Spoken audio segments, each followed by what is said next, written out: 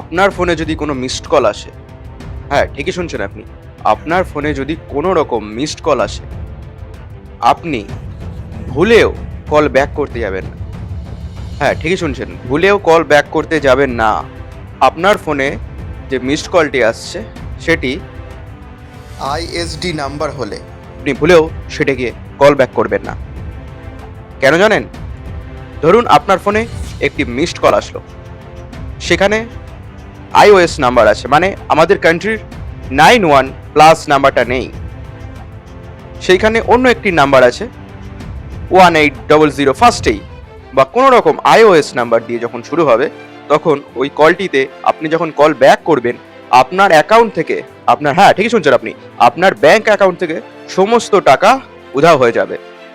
সেই ফ্রডারবাজদের, যে স্ক্যামারদের কাছে চলে যাবে আপনার সমস্ত ব্যাংকের টাকা। হ্যাঁ ঠিকই শুনছেন, সমস্ত ব্যাংকের টাকা লোড হয়ে যেতে পারে এইভাবেই। আপনার কাছে যদি কোনো রকম মিসড কল আসে, আপনি ভুলেও সেটি যাচাই না করে কল ব্যাক করবেন না। হ্যাঁ ঠিকই শুনছেন, ভুলেও সেটি কল ব্যাক করতে যাবেন না। কল ব্যাক করলে আপনার অ্যাকাউন্ট থেকে সমস্ত পয়সা উড়ে যেতে পারে। সমস্ত পয়সা হ্যাকাররা হ্যাক করে নেবে আপনার একটা কলে। প্রথমে তারা বাইরের কান্ট্রি থেকে একটি আপনাকে ফোন করা হবে, ফোন না sorry missed call, only missed call.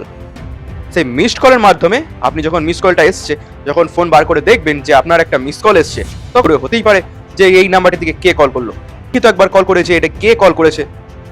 ব্যাস, যেই আপনি কলটা করলেন আপনি ফেসে গেলেন। আপনি প্রতারকদের হাত থেকে প্রায় এক ধাপ এগিয়ে গেলেন। আপনি যদি ঘুরেও কল ব্যাক করে থাকেন, তাহলে প্রতারণার ফাঁদে আপনি পা দিয়ে ফেলেছেন। যেমন ধরুন আপনি একটি কলার টিউন সেট করতে যাবেন, সেইখানে নিচে লেখা থাকে না ছোট ছোট যে 198 বা 891 বা এরকম বিভিন্ন নাম্বারে 3-4টে সংখ্যা বা 4টে সংখ্যা, এই নাম্বারে কল করলে এই কলার টিউনটি অ্যাক্টিভেট হয়ে যাবে আপনার নাম্বারে। তখনই আপনারা যে কলার টিউনটির নাম্বারে যখনই একবার কল করে দেন, তখনই সেটা কলটা অটোমেটিকলি কেটে যায়, আর সঙ্গে সঙ্গে আপনার কলে কলার টিউনটা অ্যাক্টিভেট হয়ে যায়। সেই রকম ভাবে প্রতারকরাও এই প্রসেসে আপনার কাছ থেকে সমস্ত টাকা লুটপাট করে নিতে পারে।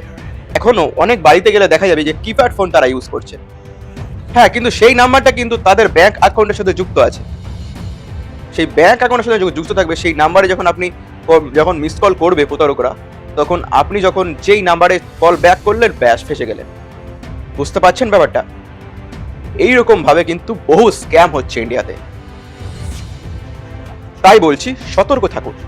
যখনই দেখবেন আইওএস নাম্বার থেকে ফোন আসছে, তখন ফোনটি ব্যাক করবেন না এবং ফোনটি রিসিভ করবেন না।